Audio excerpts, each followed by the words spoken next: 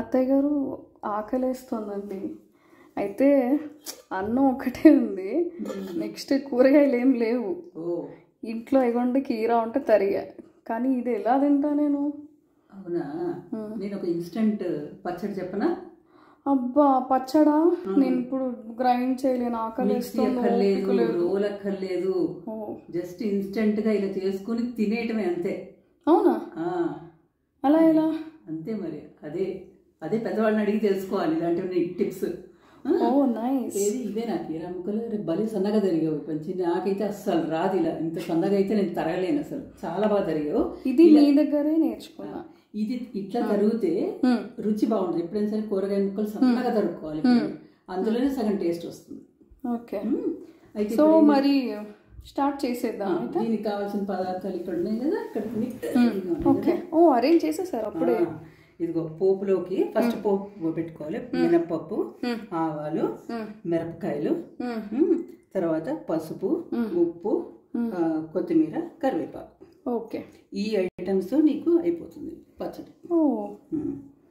Okay, start చేద్దామండి. ఇప్పుడు stove వెలిగించి మూకుడు పెట్టుకుని, ఓకే, అప్పుడు నూనె వేసుకోవాలి. అందులో పోపు కోసం పోపు పెట్టుకోవాలి కదా.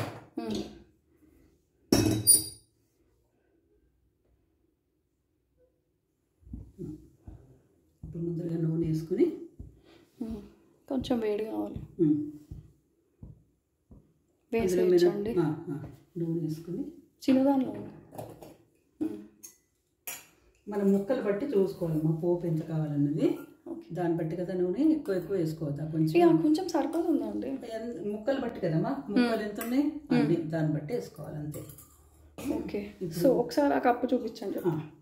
సో ఈ హాఫ్ కప్ ముక్కలకి ఈ కొంచెం నూనె సరిపోతుంది. ఇప్పుడు ముందరగా మినపప్పు వేసుకో. అందులో ఎంత పడుతుంది దీనికి సరిపడా వేసుకోవాలి మినపప్పు. ఓకే, ఇంకొంచెం వేసుకోవచ్చు, ఇంకొంచెం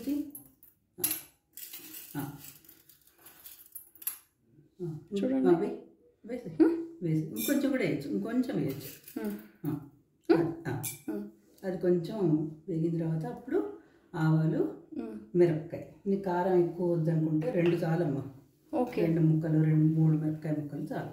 ఓకే, అప్పుడు వేసిన తర్వాత నువ్వు ఇంగు అది వేసుకుంటే బాగుంటుంది. అంటే అన్నిట్లోకి ఇంగువ అంటే దాని టేస్ట్ వేరే ఉంటుంది, తర్వాత సువాసన కూడా ఉంటుంది. ఓకే, ఎందుకంటే మనం ఎంత పద్ధతిగా పోపు చేసుకుంటే ఆ వంటకు అంత రుచిగా ఉంటుంది. నీకు చెప్తారు తెలుసా ఏంటంటే, బట్టకి జాడింపు, కూరకి తాళింపు.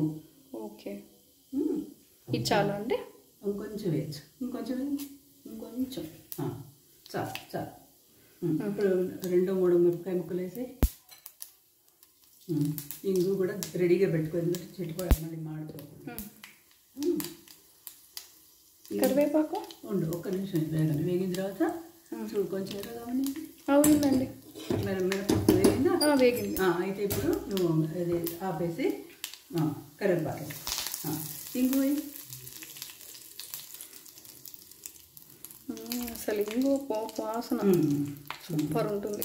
పసుపు కూడా అందులోనే వేసి ఆపేసాం కాబట్టి ఇప్పుడు వేయచ్చు. పసుపు తీసుకున్నాం పక్కన.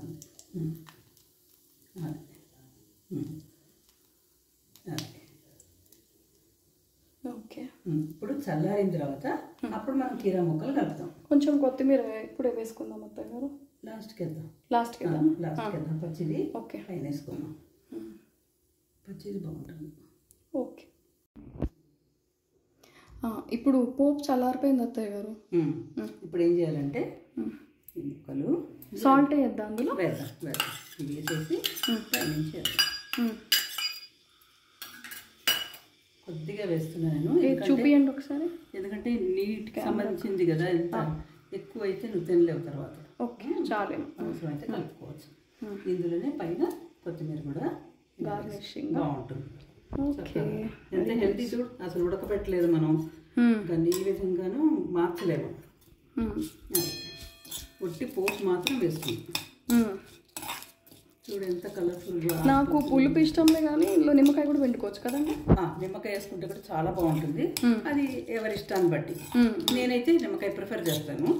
నీకు వద్దు ఒట్టి కారంగా ఉండాలి అంటే కనుక ఇలా ఉంచేసుకోవచ్చు. చూడు చక్కగా ఒక మనిషికి సరిపోతుంది. బాగుంటే మళ్ళీ నెక్స్ట్ ఎక్కువ చేసుకోవచ్చు. చూడు ఉప్పు అన్నీ కలిసిపోయి ఉంటాయి. ఇప్పుడు రుచి చూసి చెప్పు, ఉప్పు సరిపోయిందా లేదా చూసుకో. ఓకే.